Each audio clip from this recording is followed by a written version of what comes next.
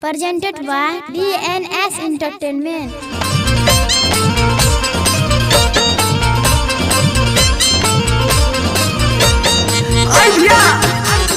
हम गायक बंशीधर चौधरी तमाम श्रोता बंधु के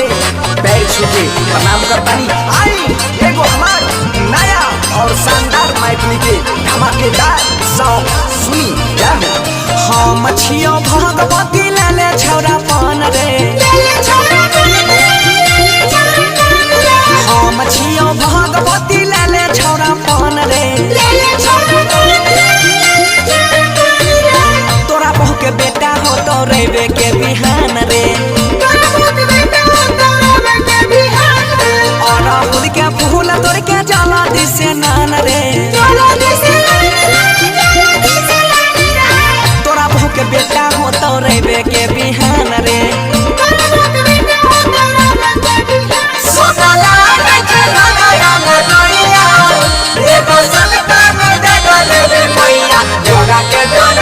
मैया हे जोड़ा के जोड़ा माटी देवा, मैया हे जोड़ा के जोड़ा माटी देवा, मैया हे जोड़ा के जोड़ा माटी देवा, सोमला में के जोड़ा मैया ये तो सबका जोड़ा देवी मैया जोड़ा के जोड़ा माटी देवा, मैया हे जोड़ा के जोड़ा माटी देवा, तोरा के बेटा हो तो रेबे के बिहान रे, हाय रे ललको कोई खिए कर डहनिया जोगिन रे, हाय रे ललको मोतिया सोनी चौरा के दिन रे, हाय रे ललको कोई खिए कर डहनिया जोगिन रे, हाय रे ललको मोतिया सोनी चौरा के दिन रे, करे बिसा भास गई छियो वरदान रे,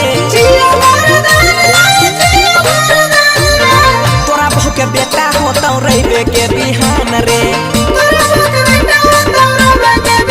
ये बालका के बिना देवी मैया अमर हमर सुना रे छै, ये बालका के बिना देवी मैया अमर हमर सुना रे छै, तोरा बहू के बेटा हो तो रेबे के बिहान रे, तोरा बहू के बेटा हो तो रेबे के बिहान रे, गछने जे रही दैले परतो जोरा पाठी, बहन बड़ा साथ संगे एगो नया लाठी, गछने जे रही दैले परतो जोरा पाठी, बहन बड़ा साथ संगे एगो नया लाठी, भगती करै छी हमर देवो सनातन रे, तोरा बहू के बेटा हो तो रेबे के बिहान रे, और फूल के फूल तोड़ के जला दिसे नान रे, तोरा बहू के बेटा हो तो रेबे के बिहान रे, तोरा बहू के बेटा हो तो रेबे के बिहान रे।